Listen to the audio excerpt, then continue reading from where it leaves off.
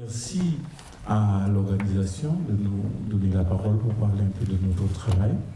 Nous sommes très heureux d'être là. Et nous venons donc de la Guadeloupe, d'une structure pilote de l'OMS spécialisée en éducation thérapeutique, c'est-à-dire dans la formation des patients atteints de maladies chroniques et ayant pour objectif d'offrir aux gens une formation qui les conduit au meilleur confort de vie possible. Et je pense que Mia Cognon qui est avec moi saura vous en parler déjà avec beaucoup de talent. On vous écoute. Le talent, je ne sais pas, mais en tout cas, j'essaierai de faire au plus court.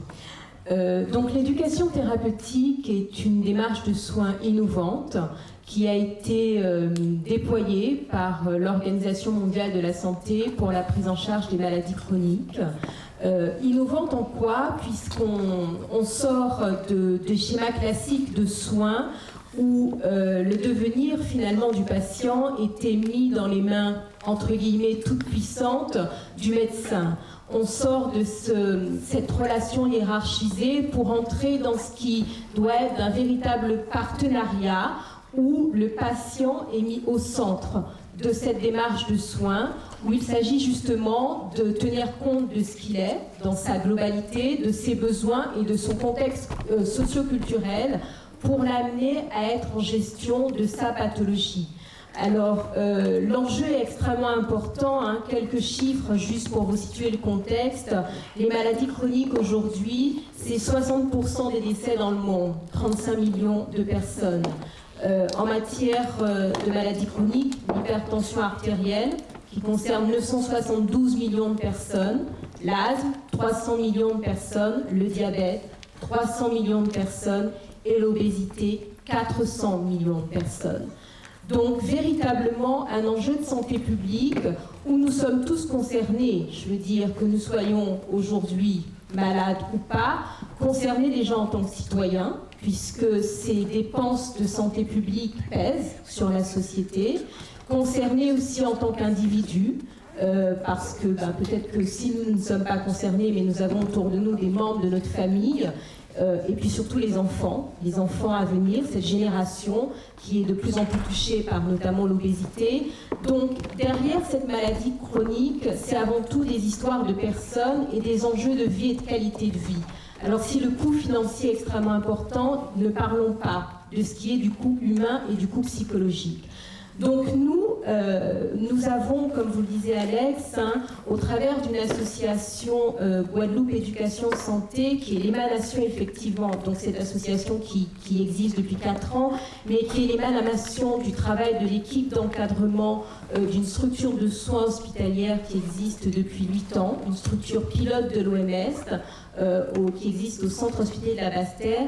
Nous avions souhaité apporter notre contribution à ce problème de santé publique en essayant en tout cas de promouvoir le bon développement de cette démarche de soins et de l'éducation thérapeutique.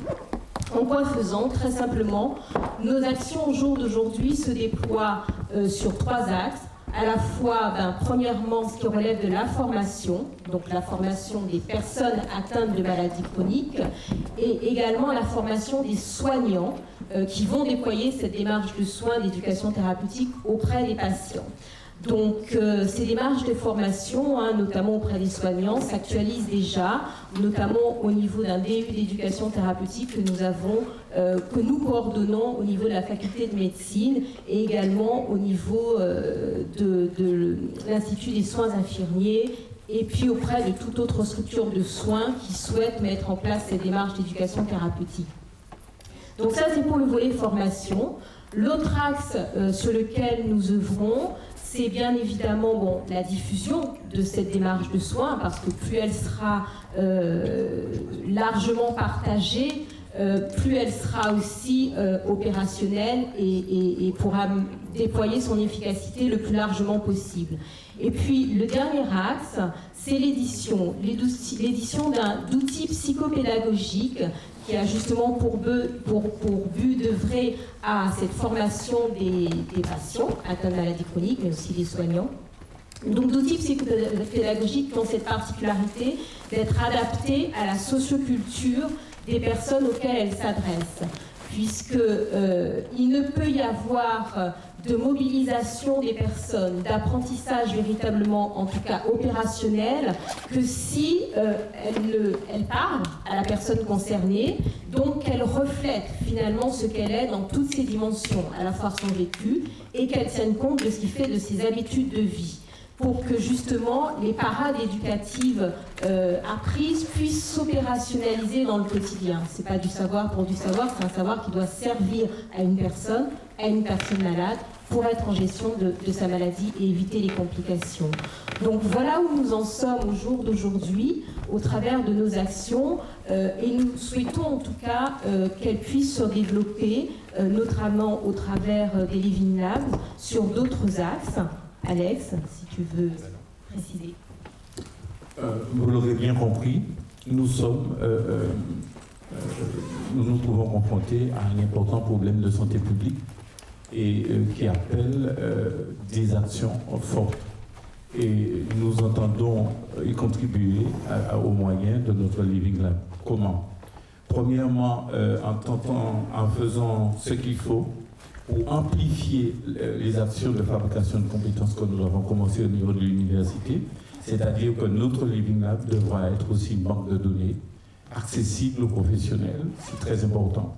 Deuxièmement, que notre Living Lab nous rapproche de la patientèle, car nous savons très bien que maladie chronique veut dire maladie pour la vie, et donc il faut un accompagnement tout le temps, et ce n'est pas évident, et grâce aux nouvelles technologies, il y a des choses qui s'offrent à nous et qu'il faut absolument profiter.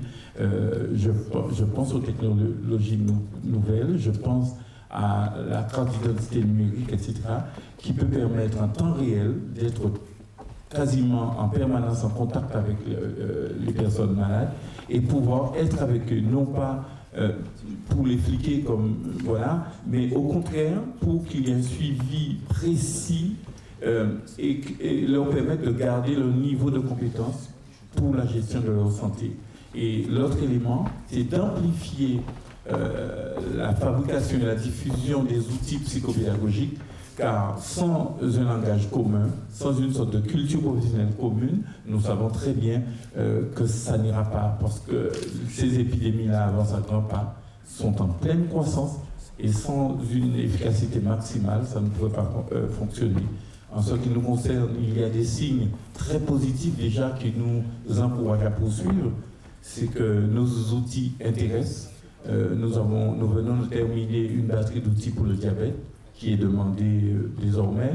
Un de nos outils, une table pédagogique, il y a Microsoft qui est en train de nous pousser vraiment pour qu'on puisse la sortir en version tactile. On pensait l'année prochaine, mais tout est fait pour que ça sorte déjà avant le mois de décembre. Donc nous sommes prêts à la bagarre. Et quand nous voyons la qualité des rencontres, des échanges que nous avons depuis hier soir, nous savons qu'en étant en réseau avec l'ensemble des Living Labs, nous savons que l'efficacité dans ce combat mené contre les maladies chroniques, il y a une chance que les maladies perdent ce combat-là. Je vous remercie.